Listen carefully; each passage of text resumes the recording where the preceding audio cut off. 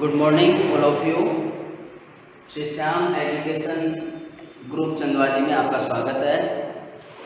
Last class BSc third year unit number 1 paper 2 में हम पादप जल संबंध पढ़ रहे थे, जिसमें हमारा लास्ट टॉपिक प्रकाश चल रहा था, जिसमें हमने प्रकाश के आधार पर तालाब आवास को देखा था और समुद्री आवास को देखा था। इसके बाद में हमने बात की थी प्रकाश का जीवों पर प्रभाव। तो प्रकाश का जीवों पर प्रभाव क्या पड़ता है, आज हम इसके बारे में पढ़ेंगे, जिसमें प्रकाश संश्लेषण एक महत्वपूर्ण पॉइंट है, जो कि प्रकाश के कारण ही पॉसिबल हो पाता है। यदि प्रकाश है तो प्रकाश संश्लेषण हो सकता है, और प्रकाश नहीं है तो प्रकाश संश्लेषण नहीं होता है। तो इस प्रकाश संश्लेषण में हम पढ़ने के लिए थोड़ा सा हम कुछ बातों पर ध्यान करते हैं। प्रकाश संश्लेषण, पहला तो प्रकाश संश्लेषण फोटो एक्टिव रेडिएशन में ही पॉसिबल हो पाता है। PAR लाइट में प्रकाश संश्लेषण हो पाता है। प्रकाश संश्लेषण होता है। पार लाइट, जिसे हम photo synthetic active radiation, photo synthetic active radiation कहते हैं पार लाइट, जिसकी प्रेजेंस में फोटोसिंथेसिस होता है। इस पार लाइट को हम विजिबल लाइट भी कहते हैं। विजिबल लाइट भी कहते हैं, जिसे हम आंखों से देख सकते हैं। जिस लाइट को हम आंखों से देखते हैं उसका कलर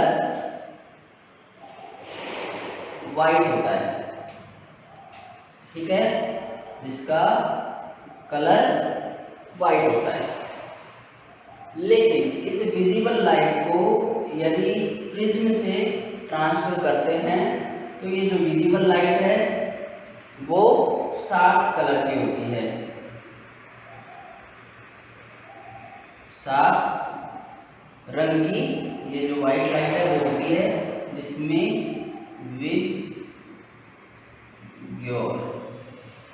ये 7 कलर पाए जाते हैं: violet, indigo, blue, green, yellow, orange and red. तो ये 7 कलर होते हैं। इसके ऊपर वाली जो लाइट होती है वो IR इंफ्रारेड कहलाती है। इससे नीचे वाली जो लाइट होती है वो UV अल्ट्रा वायलेट रेज कहलाती है।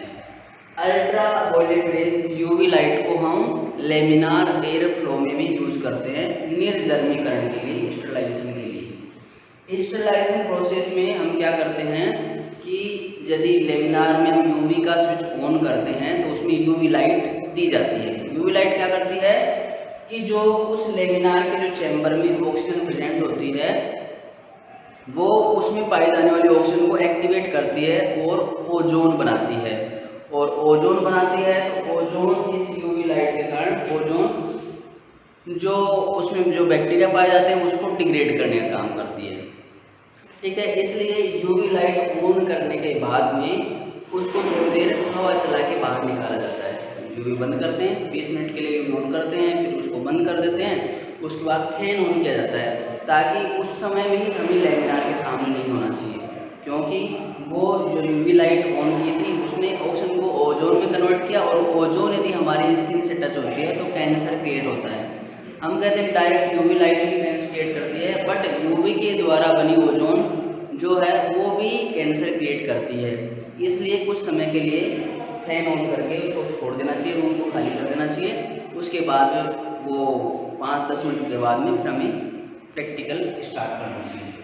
तो हम कहते हैं जैसे विजिबल जो वॉयलेट रेज है, इसकी वेवलेंथ अप्रोक्स 390 नैनोमीटर के करीब होती है, और इसकी रेड की अप्रोक्स 760 नैनोमीटर के करीब होती है।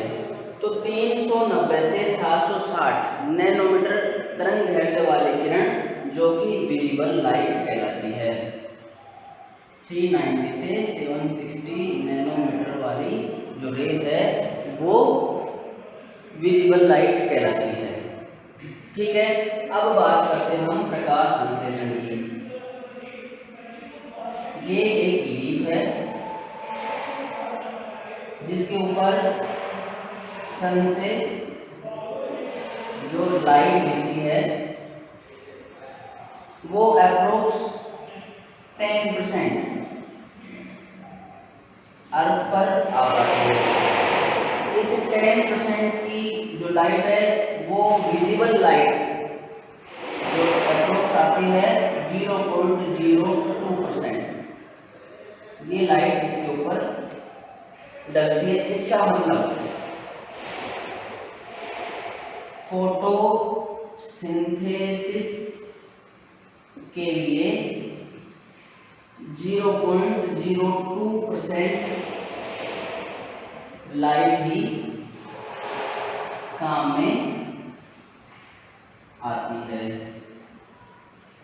ठीक है, 0.002% लाइट ही काम में आती है। मतलब इसमें जब 10% लाइट इस लीफ के ऊपर गिरती है तो उसमें से कुछ परसेंट 5% के अप्रोक्स परावर्तित हो जाती है, 2% के करीब इसमें से ट्रांसफर हो जाती है, अपवर्तित होती है, इस तरह से फैल जाती है लाइट और कहीं चली जाती है। लेकिन 0.02% only visible light usable in photosynthesis reaction. So we will say कि प्रकाश संश्लेषण के लिए जो पार लाइट होती है वो उपयोगी होती है, और पार लाइट को हम विजिबल लाइट कहते हैं। और विजिबल लाइट 390 से 760 नैनोमीटर वेवलेंथ की होती है। और इसको यदि हम स्प्लिट करना चाहें तो प्रिज्म से इस जो वाइट रेज को हम ट्रांसफर करेंगे तो ये 7 कलर्स में 7 कलर्स में डिफ्रेंशिएट हो जाती है और उनको हम विबग्योर कहते हैं। विबग्योर में वॉयलेट रेज है वो अप्रोक्स 390 नैनोमीटर के अप्रोक्स होती है, और रेड रेज है वो 760 नैनोमीटर के करीब होती है। तो इसलिए ये 390 से और 760 नैनोमीटर की जो वेवलेंथ है वो प्रकाश संश्लेषण के लिए उपयोगी लाइट है, जिसको हम फोटोसिंथेटिक एक्टिव रेडिएशन भी कहते हैं। फोटोसिंथेटिक एक्टिव रेडिएशन भी कहते हैं। अब ये जो यहाँ पर 0.02% लाइट गिरी उसमें सभी लाइट एब्जॉर्ब कर ली जाती है, लेकिन जो क्लोरोफिल है वो फोटोसिंथेटिक, हम फोटोसिंथेसिस को यदि हम एक्सप्लेन करें, photosynthesis is a reaction in which inorganic component convert in the organic component in the presence of chlorophyll and sunlight. We will say like that, inorganic component convert in organic component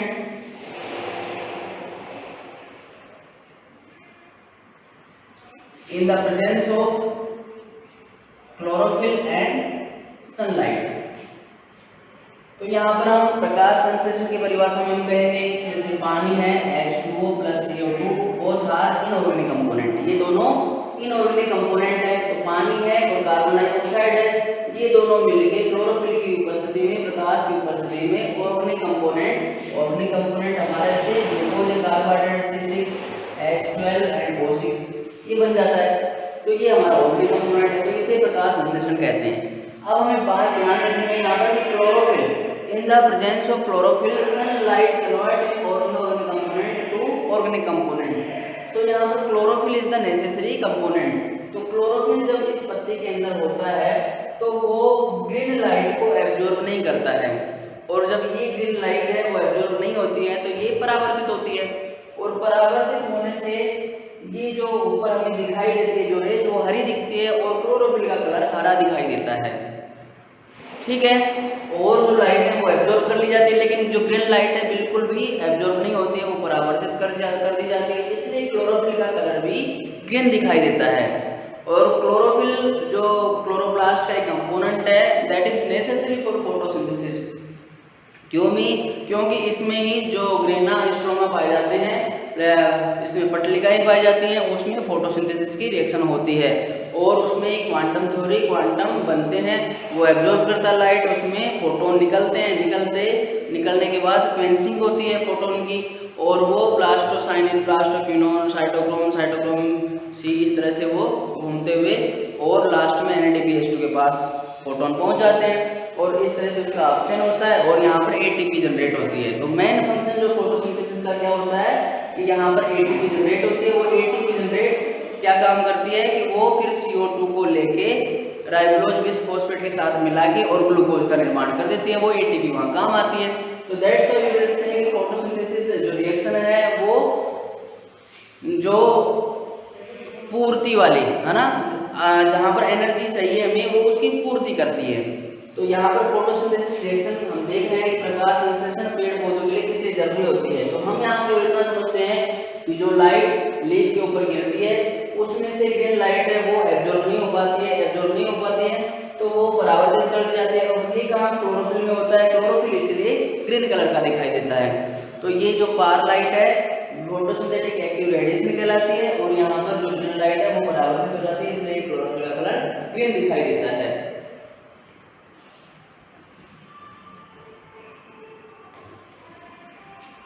इसमें अब हम थोड़ा सा और देखेंगे कि यहाँ पर जो रेड लाइट है, ग्रीन लाइट है, ब्लू लाइट है, येलो लाइट है, ऑरेंज लाइट है, वायलेट इंडिका लाइट है, तो इनकी तीव्रता मतलब ये अलग अलग वेवलेंथ की रेज है। अब हम यदि वायलेट डालें तो फोटोसिंथेसिस कितना होता है, इंडिका डालें तो फोटोसिंथेसिस कितना होता है, ब्लू लाइट डालें तो फोटोसिंथेसिस कितना होता है। इस तरह से एक्सपेरिमेंट किए गए हैं डिफरेंट वैज्ञानिकों के द्वारा, जिसे अभी हम नेक्स्ट क्लासेस में पढ़ेंगे। लेकिन यहाँ पर बात ध्यान देने की ये है कि जैसे रेड रेज है उसका मैक्सिमम 760 नैनोमीटर है, तो हम कह सकते हैं कि 700 से 760 नैनोमीटर की जो वेवलेंथ है उसके ऊपर फोटोसिंथेसिस रिएक्शन मैक्सिमम होती है। फोटोसिंथेसिस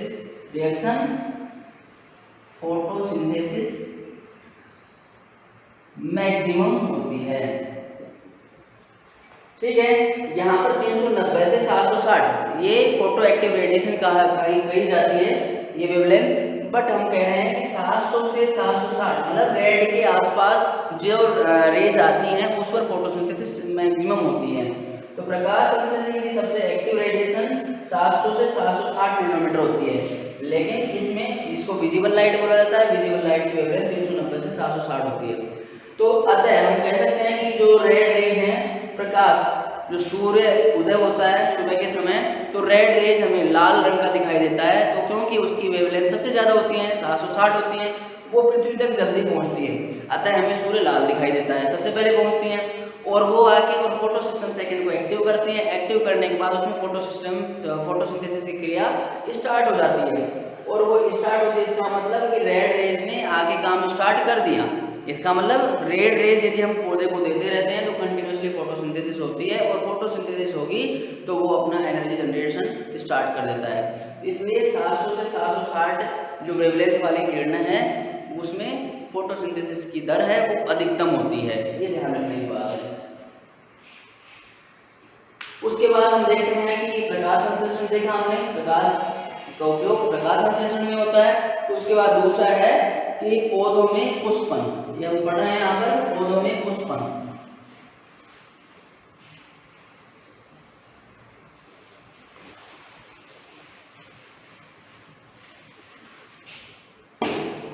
पौधों में पुष्पन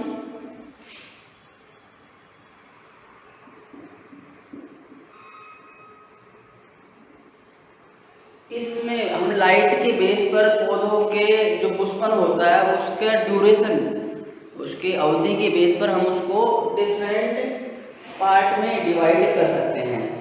कुछ पौधे ऐसे होते हैं कि जो प्रकाश की उपस्थिति में फूल फ्लावरिंग करते हैं, कुछ पौधे ऐसे होते हैं जो प्रकाश मिल जाए तो फिर फ्लावरिंग नहीं होती है, कुछ पौधे ऐसे होते हैं जिनको कुछ प्रकाश से कुछ छाया चाहिए तब वो फ्लावरिंग करते हैं, कुछ ऐसे पौधे होते हैं जो गुफा के अंदर पाए जाते हैं, कुछ पौधे समुद्रों में पाए जाते हैं, कुछ पौधे पहाड़ों पर पाए जाते हैं, कुछ पौधे बहुत ज़्यादा गर्मी में रहते हैं। इसलिए प्रकाश की उपस्थिति के आधार पर डिफरेंट डिफरेंट वेजिटेशन पाई जाती है उनका अर्थ की पृथ्वी के ऊपर, और उसी के बेस पर उनका खुद का क्लाइमेटिक सेटअप होता है। उसी के अकॉर्डिंग वो अपना जीवन यापन करते हैं पेड़ पौधे, और उसी के अकॉर्डिंग पुष्पन करते हैं। तो उसके बेस पर मतलब प्रकाश कितना चाहिए किसी पौधे को, उसके बेस पर पौधों को अलग अलग क्लासिफाइड किया गया है।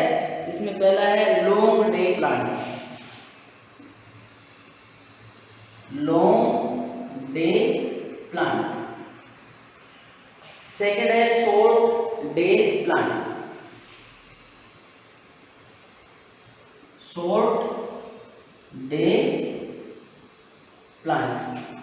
तीसरा है day neutral plant, day neutral plant. ठीक है, पौधों में पुष्पन के लिए प्रकाश की डिफरेंट अवधि चाहिए होती है। उस अवधि के बेस पर, प्रकाश की उस अवधि के बेस पर पौधों को हम 3 भागों में बांटते हैं। पहला भाग है लॉन्ग डे प्लांट, ऐसे पेड़ पौधे जिन्हें पुष्पन की क्रिया के लिए प्रकाश की आवश्यकता अधिक चाहिए, 12 घंटे से ज़्यादा प्रकाश चाहिए, उन्हें हम लॉन्ग डे प्लांट कहते हैं। उनको लंबा दिन चाहिए पुष्पन के लिए। तो लंबा दिन 12 से 14 आवर्स का उनको लाइट चाहिए, डे चाहिए, तब ये पौधे पुष्पन की क्रिया करते हैं। अब ऐसे कब होते हैं? दिन हमारे कभी छोटे कभी बड़े होते हैं, हमें पता है। सर्दियों में दिन छोटे होते हैं, गर्मियों में दिन बड़े होते हैं। अब इनको समझने के लिए हम यही कह सकते हैं कि लॉन्ग डे प्लांट वो पौधे होते हैं जो कि गर्मियों में पुष्पन की क्रिया करते हैं। उनमें पुष्प तब आते हैं जब गर्मियाँ होती हैं, क्योंकि गर्मियों में हमारे दिन बड़े होते हैं। तो दिन बड़े होते हैं गर्मियों में, तो गर्मियों में ऐसे कौन कौन से पौधे हैं जहाँ पर कि पुष्पन की क्रिया होती है? सोच सकते हैं। हमारा जैसे कि मार्च आते आते सरसों में फ्लावरिंग होती है, गेहूं में फ्लावरिंग होती है, मूली में फ्लावरिंग होती है, कुछ जैसे सूरजमुखी है उसमें फ्लावरिंग होती है। बहुत सारे ऐसे पौधे हैं जिसमें फ्लावरिंग होती है। ऐसे जो भी आपको ध्यान में आता है एग्जाम्पल वो हम इसमें करेंगे। वैसे radish and mustard best example है, इनको कि लंबे दिन चाहिए।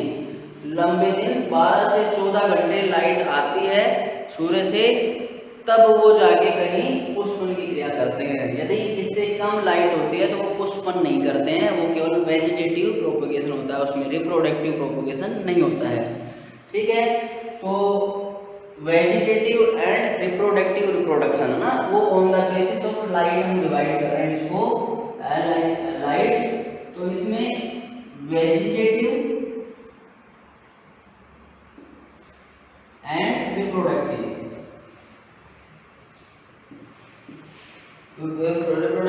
डेवलपमेंट है, vegetative development and reproductive development. तो वेजिटेटिव डेवलपमेंट मीन्स केवल फूल के अलावा पौधे का डेवलपमेंट हो तो वो वेजिटेटिव पार्ट का डेवलपमेंट कहलाता है। लेकिन यदि फूल एक रिप्रोडक्टिव ऑर्गन है किसी प्लांट का, तो जब पुष्पन होता है तो रिप्रोडक्टिव डेवलपमेंट है। तो रिप्रोडक्टिव डेवलपमेंट किसी पौधे में यदि लॉन्ग डे प्लांट है तो उसको लंबे अवधि का प्रकाश चाहिए, तब उसमें रिप्रोडक्टिव डेवलपमेंट स्टार्ट होता है। इसके बाद हम बात करते हैं शॉर्ट डे प्लांट, ऐसे पौधे जिनको रिप्रोडक्शन के लिए, फ्लावरिंग के लिए, छोटे टाइम के लिए, कम समय के लिए लाइट की आवश्यकता होती है, वो शॉर्ट डे प्लांट कहलाते हैं। तो शॉर्ट डे प्लांट मतलब डे शॉर्ट हो, और शॉर्ट का मतलब 12 घंटे से कम हो, जिसका 12 घंटे से कम ड्यूरेशन को प्रकाश मिले और वो फ्लावरिंग कर दें, तो इसका मतलब वो शॉर्ट डे प्लांट होते हैं। ऐसा हमारे कब होता है यहाँ पर कि सर्दियों के दिनों में दिन छोटे होते हैं, और दिन छोटे होते हैं उस टाइम भी फ्लावरिंग होती है। तो अब उस समय में ऐसे कौन कौन से पौधे हैं जो हम लगाते हैं और उसमें फ्लावरिंग होती है। तो इसके लिए हम एग्जाम्पल देख सकते हैं कि जैसे सोयाबीन है, कोसमोस है, डहेलिया है, ये सारे प्लांट हैं जिनमें कि छोटे दिनों में भी फ्लावरिंग होती है। ठीक है, डहेलिया कोसमोस, डहेलिया, सोयाबीन और गुलदावरी। गुलदावरी के फूल आपने देखे होंगे, गुलदावरी सर्दियों में चलती है, गर्मी में खत्म हो जाता है पौधा और या फूल नहीं आते हैं उसमें। गुलदावरी जो रंग बिरंगे फूल आते हैं, हजारे की तरह ही रंग बिरंगे, वाइट भी आते हैं, ऑरेंज भी आते हैं, वॉयलेट टाइप के भी आते हैं, अलग अलग कलर की गुलदावरी की आजकल खेती होने लग गई है। तो गुलदावरी में हम देखेंगे कि वो सर्दियों में पूरी सर्दियाँ अपने एक नौरंगा फूल भी चलता है जो 2 कलर का होता है, एक डार्क रेड का, एक येलोइश कलर का, दोनों एक ही फूल में होते हैं छोटा सा, वो भी पूरी सर्दियों में वही चलता है। अभी तो मैरीगोल्ड चल रहा है जो कि दीपावली तक खत्म हो जाएगा, उसके बाद में उसमें फ्लावरिंग कम हो जाएगी और पेड़ खत्म हो जाता है।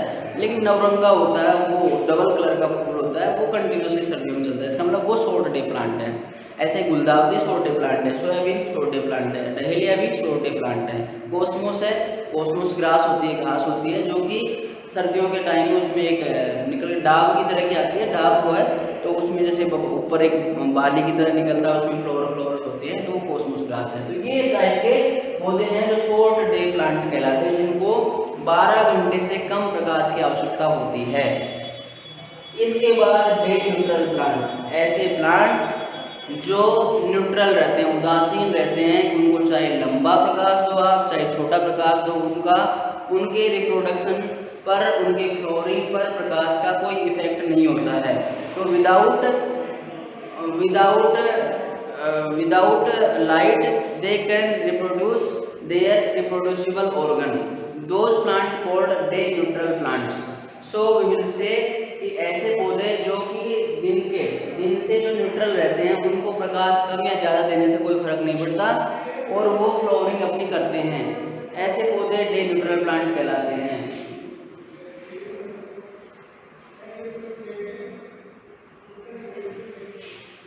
ठीक है, तो हम पौधों में पुष्पन की क्रिया प्रकाश के लिए इस पर हम 3 भागों में उसको डिवाइड करते हैं। पहला हो गया long day plant, short day plant और डे न्यूट्रल प्लांट।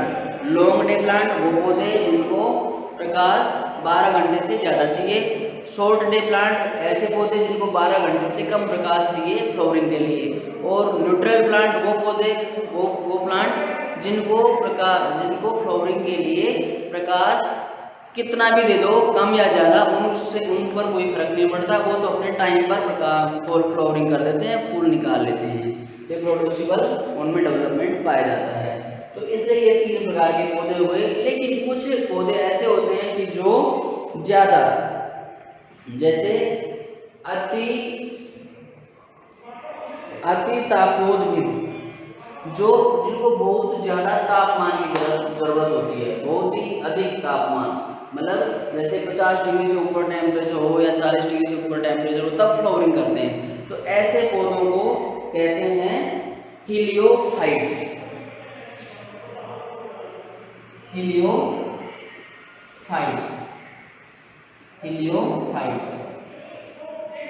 ऐसे पौधे हीलियोफाइट्स कहलाते हैं। वे पौधे जिनको एक नॉर्मल टेम्परेचर से अधिक टेम्परेचर देने पर ही वो फ्लावरिंग करते हैं, हीलियोप्लास्ट। अति तापीय पौधे जिनको बहुत ज़्यादा तापमान की आवश्यकता होती है, तब वो फ्लावरिंग करते हैं, ऐसे पौधे हीलियोफाइट्स कहलाते हैं। ठीक है, जिनको बहुत अधिक तापमान की आवश्यकता होती है। कुछ ऐसे पौधे होते हैं जो कि छाया पसंद करते हैं, उनको प्रकाश दिया और वो खुद ही खत्म हो जाते हैं, तो छाया के अंदर वो अपना जीवन यापन करते हैं, छाया रहती है तभी वो फ्लावरिंग कर लेते हैं, अपना vegetative propagation, vegetative development and reproductive development, दोनों डेवलपमेंट उनकी छाया में होते हैं। तो ऐसे पौधों को हम कहते हैं सियोफाइट्स।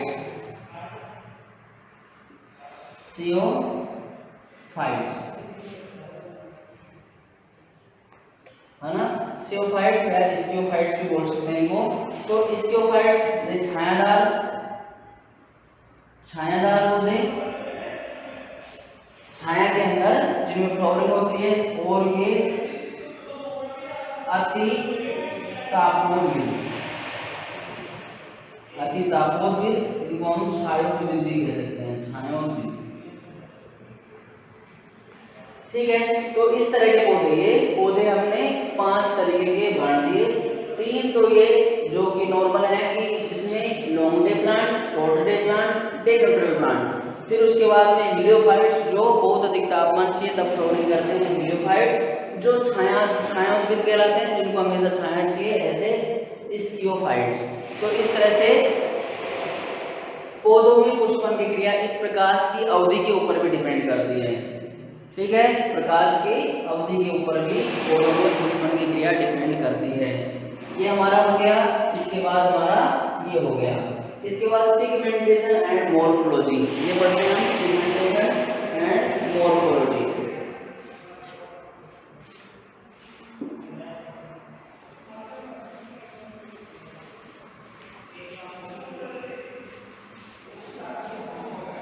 Pigmentation and morphology.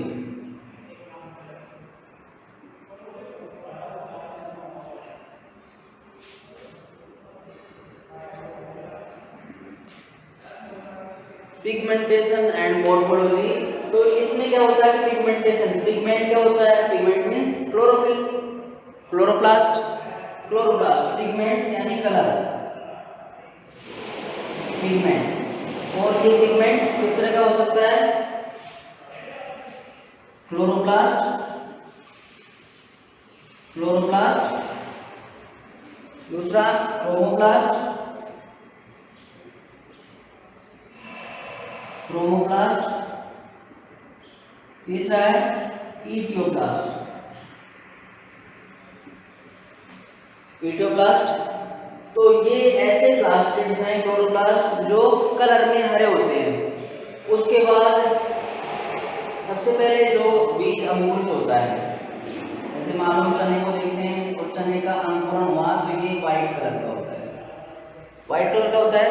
तो इन सारे अंकुरण को इस समय जो प्लास्टिड होता है इसमें वो इटियोप्लास्ट होता है कि उसमें भोजन का संचयन पाया जाता है। ठीक है, भोजन का संचयन पाया जाता है, वो इटियोप्लास्ट कहलाता है। जैसे वसा को एकत्रित करते हैं या कार्बोहाइड्रेट को एकत्रित करते हैं, इस तरह के जो प्लास्टिड है वो इटियोप्लास्ट कहलाते हैं। लिपिड को एकत्रित करने वाले लिपोप्लास्ट कहलाएंगे, है ना। इस तरह से अलग अलग प्लास्टिड होते हैं जो स्टोरेज करते हैं, स्टोरेज का काम करते हैं। तो जब हम चने को रात को भिगोते हैं और सुबह उसको कपड़े में बांध देते हैं तो अंकुरण आता है, लेकिन अंकुरण कभी भी हरा नहीं होता है, व्हाइट होता है। तो इसका मतलब ऐसे प्लास्टिड तो होगा ना उसमें, तो वो धीरे धीरे लाइट नहीं मिलती है उसको, तब तो वो व्हाइट होता है। तो ये इटियोप्लास्ट कहलाते हैं जो डायरेक्ट स्टोरेज करते हैं खाद्य पदार्थों में। उसके बाद में ये व्हाइट कलर धीरे धीरे ग्रीन होने लगता है। तो जब ये ग्रीन होता है तो इसका मतलब जो इटियोप्लास्ट था वो क्लोरोप्लास्ट में कन्वर्ट होने लगता है। ठीक है, तो ये ग्रीनिश होने लगता है। जब अंकुरण 2-3 दिन का हो जाता है तो वो ग्रीन होने लगता है, तो ये कन्वर्ट हो जाता है क्लोरोप्लास्ट में। तो हरा रंग का प्लास्टिड है वो क्लोरोप्लास्ट कहलाता है। आफ्टर दैट जो कलरफुल होता है, जैसे मान लो टमाटर है या मिर्ची है, हरी मिर्ची होती है पहले और हरा टमाटर होता है, तो वो कुछ टाइम के पीरियड के बाद में जब उसको प्रकाश मिलता है तो धीरे धीरे वो लाल होने लगता है। इसका मतलब जो क्लोरोप्लास्ट है वो कन्वर्ट होने लगता है क्रोमोप्लास्ट में, क्रोमोप्लास्ट। जैसे मिर्ची है और मिर्ची हरी पौधे की लगती है, लेकिन कुछ टाइम ड्यूरेशन के बाद में वो धीरे धीरे जो क्लोरोप्लास्ट है वो कन्वर्ट होता है क्रोमोप्लास्ट में। क्रोमो यानी कलर, कलरफुल। तो कलरफुल मीन्स जैसे टमाटर है हरा होता है उसके बाद लाल होने लगता है, मिर्ची है हरी है और लाल होने लगती है। ऐसे बहुत सारे फ्रूट्स हैं, जैसे कि आम है वो भी हरा होता है उसके बाद वो लाल येलो होने लगता है। इसी तरह से सेब है वो भी शुरू में हरी होती है उसके बाद लाल होने लगती है। तो पहले क्लोरोप्लास्ट कन्वर्ट होने लगता है क्रोमोप्लास्ट में। तो it's also depend on the light. यदि लाइट ड्यूरेशन उनको प्रॉपर मिलता है, यदि लाइट नहीं मिलती है तो इटियोप्लास्ट होता है, लाइट मिलने लग जाती है तो वो क्लोरोप्लास्ट होता है, और यदि लाइट अधिक मिलती है तो वो क्रोमोप्लास्ट है जो अपना रिप्रोड्यूसिबल डेवलपमेंट कर लेता है। उसके बाद में जो फ्रूट्स होता है, फ्रूट सिस्टम के बाद में वो अपने फ्रूट कलर जो कि क्लोरोप्लास्ट से क्रोमोप्लास्ट में कन्वर्ट होने लगते हैं। तो इसलिए हम कहते हैं कि जो प्रकाश है वो पिगमेंटेशन को भी इंडिकेट करता है।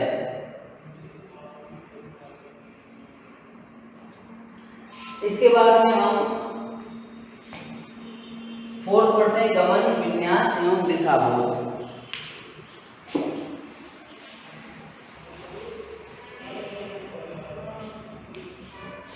गमन, विन्यास एवं दिशाबोध।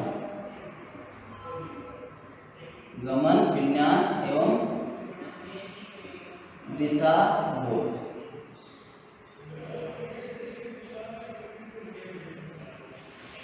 अब इसमें क्या कह रहे हैं कि गमन विन्यास में दिशा बोध। गमन कि बहुत सारे ऐसे जीव हैं जो कि प्रकाश को देखकर अपना गमन करते हैं। गमन यानी चलना फिरना करते हैं।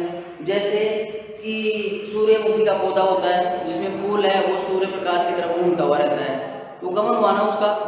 और विन्यास उसका जैसे विन्यास चेंज होता रहता है, आज पूर्व की तरफ मुँह है, शाम तक वो वापस पश्चिम की तरफ मुँह हो जाता है, विन्यास भी चेंज होता है। और कुछ ऐसे पौधे होते हैं जो कि समुद्र की सतह पर पाए जाते हैं, लेकिन धीरे धीरे प्रकाश उनको ज़्यादा होने लगा तो वो नीचे भी चले जाते हैं। तो इस तरह से विन्यास चेंज होते हैं। और दिशा बोध, कुछ ऐसे जीव हैं जैसे पक्षी होते हैं जो कि लाइट को देखकर अपनी दिशा निर्देशित करते हैं। जैसे साइबेरियन क्रेन जो कि हमारे भरतपुर पहुँचते हैं साइबेरिया से, तो वो अल्ट्रावायलेट रेज या सूर्य सनलाइट को इंडिकेट करते हैं कि हमें इस दिशा में जाना है और इस दिशा में वापस आना है। तो इसलिए प्रकाश दिशा बोध का भी काम करता है। तो गमन, विन्यास एवं दिशा बोध, तो इसको हम 3 भागों में से डिवाइड कर सकते हैं। जैसे प्रकाशानुवर्तन, पहला इसका पार्ट है प्रकाशानुवर्तन।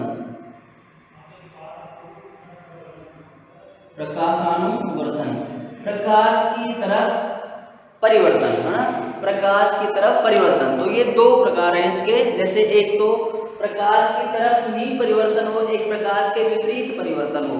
जैसे कोई बीज अंकुरित होता है तो रूट प्रकाश के नेगेटिव परिवर्तन करती है ना, वो रूट होती है, वो जमीन में जाती है, गुरुत्वाकर्षण के अनुरूप वो बढ़ती है, और जो शूट है वो प्रकाश के तरफ बढ़ता है। इसलिए ये दोनों प्रकाशानुवर्तन कहलाते हैं, एक विपरीत अनुवर्तन, एक समानुपाती अनुवर्तन। तो इसलिए प्रकाशानुवर्तन एक मुख्य लक्षण है। दूसरा है प्रकाशानुचलन।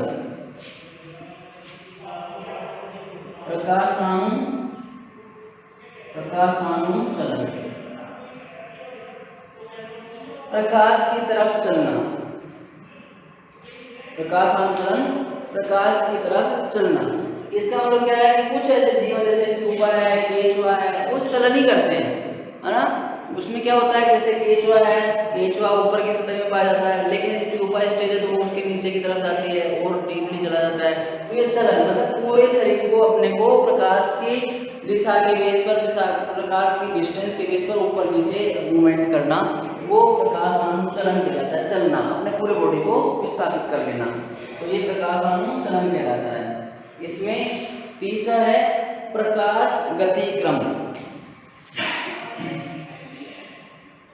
प्रकाश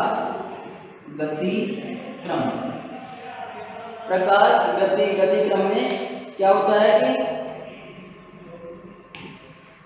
बहुत सारे जीव जंतु ऐसे हैं जो कि प्रकाश को देखकर अपनी गतिक्रम, अपना गति निर्धारित करते हैं कि किधर जाना है, कितनी गति से जाना है, कब जाना है ना, ये डिपेंड करता है। जैसे मैंने ये साइबेरियन क्रेन का एग्जाम्पल दिया कि वो अक्टूबर-नवंबर में भरतपुर पहुंच जाते हैं और जनवरी-फरवरी के लास्ट में वो उड़कर वापस से साइबेरिया में पहुंच जाते हैं। तो उनको कौन बताता है टाइम ये हो गया या अभी ये हो रहा है तो अब उनको जाना है वापस, ऐसा कुछ नहीं है।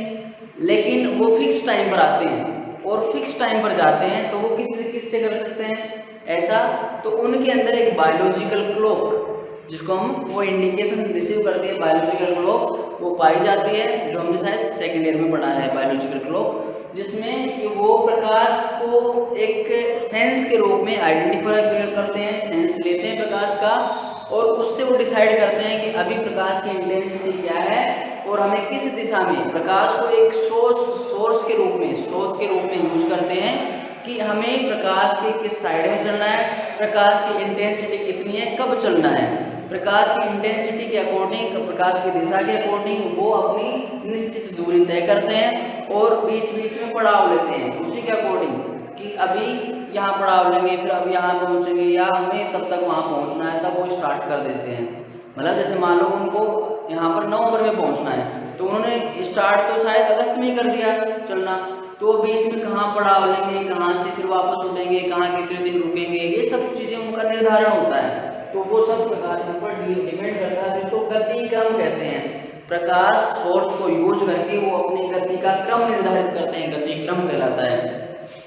तो इस तरह से 3 प्रकार हुए, गमन, विन्यास, दिशाबोध। तो ये गमन भी कर सकते हैं, अपना विन्यास निर्धारित करते हैं और अपनी दिशाबोध भी रखते हैं प्रकाश की वजह से। बहुत सारे जीवों में ऐसा होता है जिसमें प्रकाशानुवर्तन, रूट को जमीन के अंदर जाना है, सूट को सूर्य की तरफ जाना है, तो ये निर्धारण भी दिशाबोध ही होता है, जिसे प्रकाशानुवर्तन कहते हैं, प्रकाश की तरफ अनुवर्तन। ये हमने काफी बार एग्जाम्पल भी किया, जैसे लेमार्क ने भी जई के पौधे पर, ओट्स के पौधे पर विंडो में रख के और एक्सपेरिमेंट किया कि पौधा उगता है तो खिड़की की तरफ झुक जाता है, क्योंकि प्रकाश की तरफ झुक जाता है, तो प्रकाशानुवर्तन कहलाता है, वो उसकी तरफ घूमता है।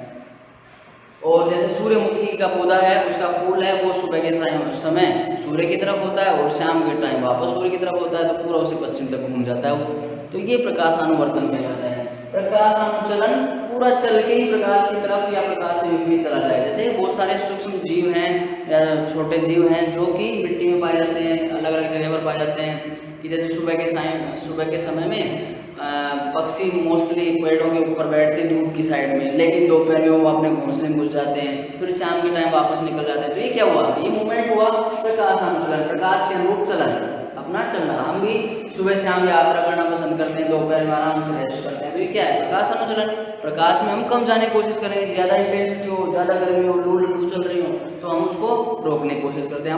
हम प्रोटेक्ट रहना ज़्यादा जरूरी समझते हैं कि नहीं करेंगे, हम चलन नहीं करेंगे, तो इसलिए ये प्रकाशानुचलन कहलाता है। प्रकाश गतिक्रम, बहुत सारे जीव जंतु इसको गति क्रम के रूप में भी यूज करते हैं, मतलब वो अपनी गति निर्धारित करते हैं, कितनी गति से चलना है, किस दिशा में चलना है और कब तक कहाँ पहुँचना है, ये सब वो डिसाइड करते हैं प्रकाश के कारण। अतः ये प्रकाश गति क्रम कहलाते हैं। इसमें मैंने एग्जाम्पल दिया है साइबेरियन क्रेन का, जो कि सोवियत साइबेरिया से चल के और हमारे बर्ड सेंचुरी भरतपुर पहुंचती है।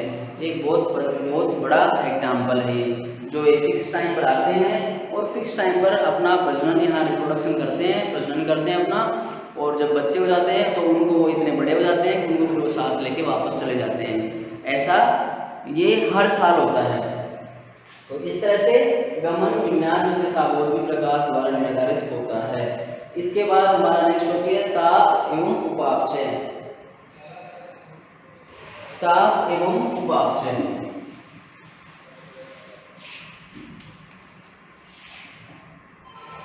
ताप एवं उपापचय। अधिक तापमान है, सिंपल सा एग्जाम्पल हम हमारे ऊपर ही लेते हैं। अधिक तापमान है तो हम बार बार पानी पिएंगे, कम तापमान है तो सर्दियों में हम पानी नहीं पिएंगे। और ये पानी पीना और ना पीना डिपेंड करता है हमारे शरीर की एक्टिविटी पर। सर्दियों में हम ज़्यादा काम करना पसंद नहीं करते, आराम से चिपके रहते हैं, डूब के रहते हैं, तो फिर वो दुबका रहना ही क्या कहलाता है कि वो शरीर हमारी कोशिकाएं एक्टिव नहीं हो पाती, उपापचय की क्रियाएं हो ही नहीं पाती है, तो हम कम पानी की आवश्यकता होती है। लेकिन यदि हम धूप में, गर्मियों में लू में चल रहे हैं तो हमें बार बार पानी की आवश्यकता होती है। क्यों? क्योंकि सेल अपना 90% वाटर जो अपना एक स्टेटस है उसके अकॉर्डिंग वो मेंटेन करती है, और 60% पानी यदि सेल कम होने लगता है तो शरीर डीएक्टिव होने लगती है। तो इसलिए प्रॉपर पानी बना रहे सेल में, तो वो थ्रस्ट के रूप में हम बार बार पानी पीते हैं। तो ये तापमान और उपापचय ये भी प्रकाश पर डिपेंड करते हैं, क्योंकि प्रकाश की इंटेंसिटी बढ़ती है तो तापमान बढ़ता है, प्रकाश की इंटेंसिटी कम होती है, इंटेंसिटी बढ़ती है या घटती है। ये कब होता है? क्योंकि हमने अभी जस्ट पिछले क्लास में बात की थी कि 0 डिग्री जो अक्षांश रेखा है उसके ऊपर प्रकाश हमेशा सीधा पड़ता है। यदि सीधा प्रकाश पड़ता है तो फिर गर्मी अधिक होगी, गर्मी अधिक होगी तो फिर उसमें उपापचय ज़्यादा पाई जाएगी। ऐसे पौधे उपापचय की क्रियाएं मतलब कैटाबोलिज्म और एनाबोलिज्म ये दोनों क्रियाएं ज़्यादा करेंगे, और ज़्यादा करेंगे तो उसमें ग्रोथ भी बहुत अच्छी होगी। इसलिए ऐसे एरिया में जहाँ 0 डिग्री है वहाँ पर लंबी वेजिटेशन, खूब अट्टे कट्टे बड़े पेड़ पाए जाते हैं और बहुत सारी वेजिटेशन पाई जाती है। लेकिन टुंड्रा प्रदेशों में, जैसे ध्रुवीय प्रदेशों में, जहाँ पर कि प्रकाश की किरणें तिरछी पड़ती हैं और बहुत कम पड़ती हैं, ऐसी जगह पर उनका डेवलपमेंट भी नहीं हो पाता है। तो ये ताप एवं उपापचय भी डिपेंड करता है प्रकाश पर। इसके बाद में हम पढ़ते हैं परिवर्धन एवं प्रजनन। परिवर्धन एवं प्रजनन, परिवर्धन एवं प्रजनन। तो परिवर्धन एवं प्रजनन ये भी डिपेंड करता है, क्या करते हैं इसमें कि जैसे एक मुर्गी है अपने जो अंडे देती है वो उसको सेकती है मतलब उसके ऊपर बैठती है और टेम्परेचर एक मेंटेन करती है। तो एक परफेक्ट टेम्परेचर के बाद में उसमें चूजा निकल के आता है बाहर। यदि वो मुर्गी उस अंडे का यदि टेम्परेचर सेट ना करे, टेम्परेचर मेंटेन ना करे, तो उसमें चूजा नहीं बनेगा। इसी तरह से परिवर्धन एवं प्रजनन का समय फिक्स होता है कि बहुत सारे जो पक्षी हैं वो प्रजनन का टाइम अपना फिक्स रखते हैं, जैसे कि फरवरी के टाइम में या सर्दी से पहले प्रजनन करते हैं। जैसे हम कुत्ते बिल्लियों को देखते हैं कि सर्दियों के टाइम में उनमें बच्चे पैदा होते हैं। तो ये सारे डिसाइड होते हैं प्रकाश पर। तो परिवर्धन एवं प्रजनन जो कि परिवर्धन है, जैसे कि बारिश के दिनों में क्या होता है कि तापमान अच्छा मिलता है और बारिश मिलती है, तो पेड़ पौधे बहुत अच्छी ग्रोथ कर पाते हैं। बहुत सारे उसी के ड्यूरेशन के जस्ट पहले, जैसे मई जून के करीब सभी पौधों में बीज उत्पन्न, जैसे ये एंजियोस्पर्म जिम्नोस्पर्म है, उनके अंदर बीज उत्पन्न होते हैं, बीज नीचे गिर जाते हैं और वो बीज जर्मिनेट कर जाते हैं जैसे ही बारिश आती है। और बारिश आती है जैसे ही बीज जर्मिनेट करते हैं तो वो अपनी पॉपुलेशन इस तरह से बढ़ा पाते हैं। तो ये डिपेंड करता है प्रकाश पर। जैसे बारिश के दिनों में प्रकाश पड़ रहा है, उसको पानी भी मिल रहा है, उसकी पूर्ति हो रही है, तो बीज अंकुरित होता है और उसका प्रजनन स्टार्ट हो जाता है, परिवर्तन स्टार्ट हो जाता है। तो इस तरह से ताप एवं उपापचय में भी प्रकाश की महत्वता है। इसके बाद वितरण में हम कहेंगे कि जैसे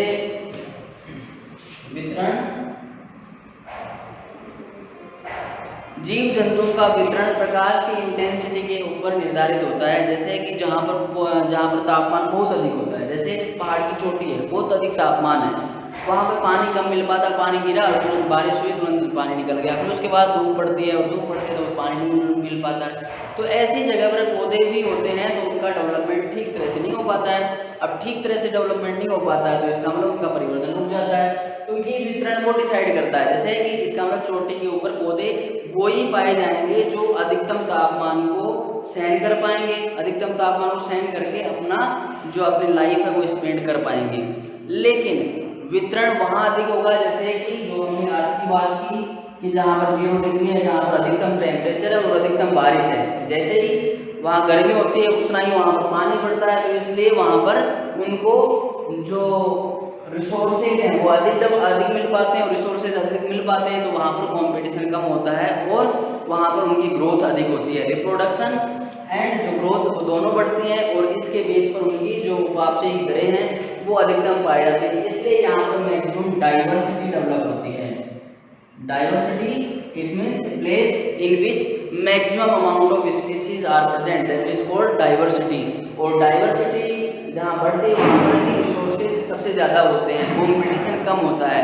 यदि कॉम्पिटिशन कम होगा, रिसोर्सेज ज़्यादा होंगे तो सबको मौका मिलेगा और सभी को मौका मिलेगा तो अलग अलग जातियाँ डेवलपमेंट होगी और वहाँ पर डाइवर्सिटी बढ़ेगी। इसका मतलब वहाँ पर वितरण बढ़ जाएगा। जो स्पीसीज, जो नंबर्स ऑफ स्पीसीज हैं वो ज़्यादा होंगी और नंबर ऑफ स्पीसीज ज़्यादा होंगी। लेकिन हम पहाड़ की चोटी की बात करते हैं तो वहाँ पर नंबर ऑफ स्पीसीज लिमिटेशन हो जाएगी और वहाँ पर बहुत कम स्पीसीज होंगी और बहुत सेलेक्टेड स्पीसीज ही अपना जर्मिनेशन कर पाएंगी और अपना प्रजनन करके नेक्स्ट जनरेशन स्टार्ट कर पाएंगी।